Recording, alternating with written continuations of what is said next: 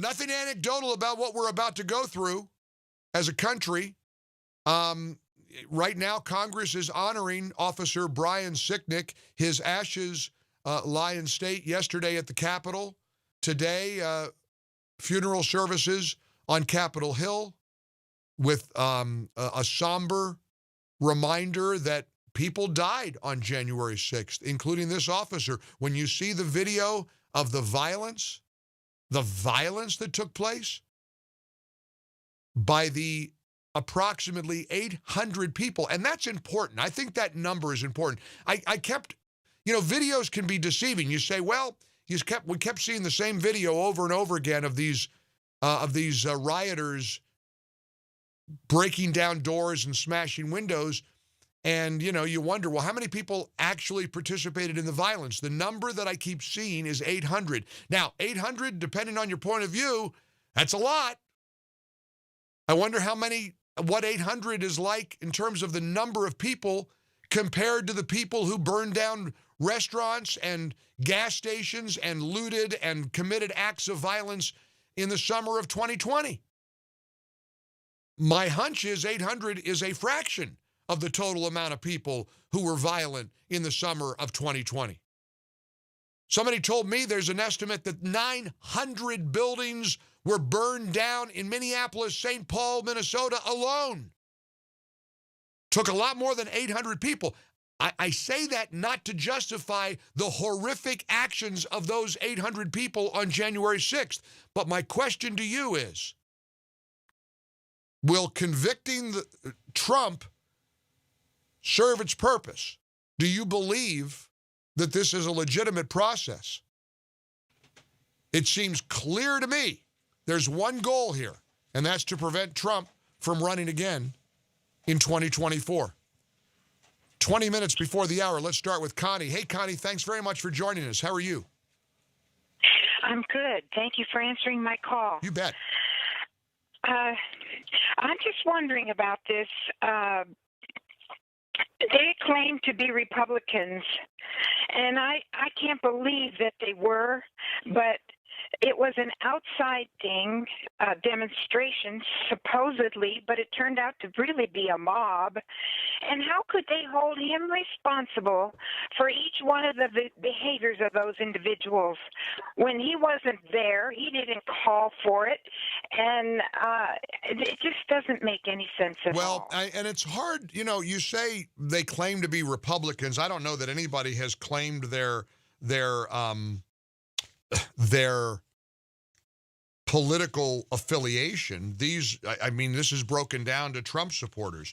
I want to share with you a bizarre, fascinating article in The Atlantic that supposedly two college professors have studied the arrests of the 125 or 130 people that have been arrested so far.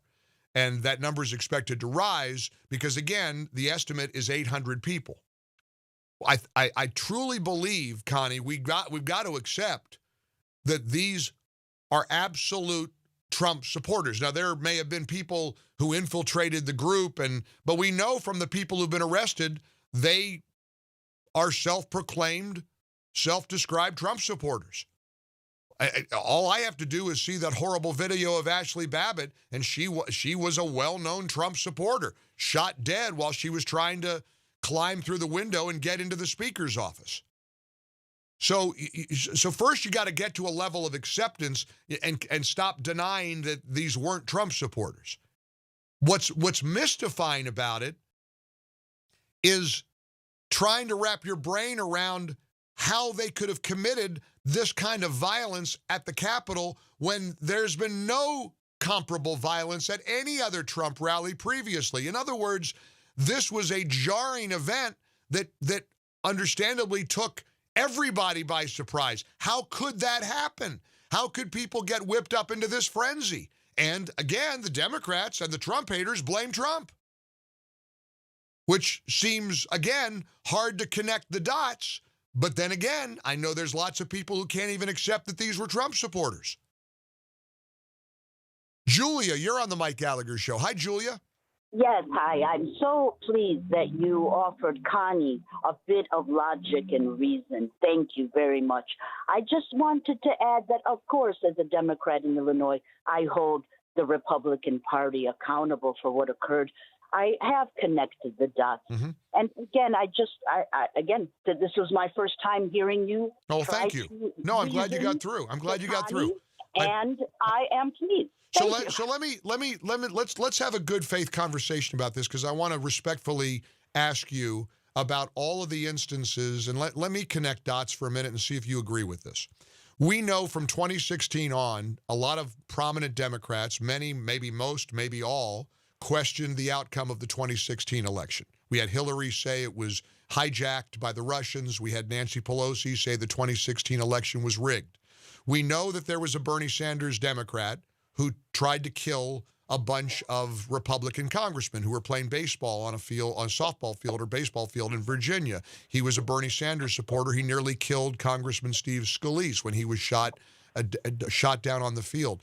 Is it appropriate, Julia, would you agree with connecting the dots and blaming Nancy Pelosi and Hillary and Democrats for questioning the outcome of the 2016 election as a way that led to the man who shot the congressman on that baseball field in Virginia? Interestingly enough, Mr. Gallagher, I am actually a Jew from the Soviet Union. I'm an immigrant, and Okay. I am a citizen here. And interestingly enough, I have to say, I wholeheartedly recognize that the Kremlin interfered with our election in 2016, but given how many people in America supported Trump, I let it go. Although I have to say that when our president tried to conduct a quid pro quo with the Ukrainian first Jewish comedian leader, I was shocked and it was repulsive. But let's be clear here, Julia. So respectfully, do I connect the shooter with Nancy Pelosi in that situation? No, the shooter was clearly had impaired mental health, as are the supporters who. right.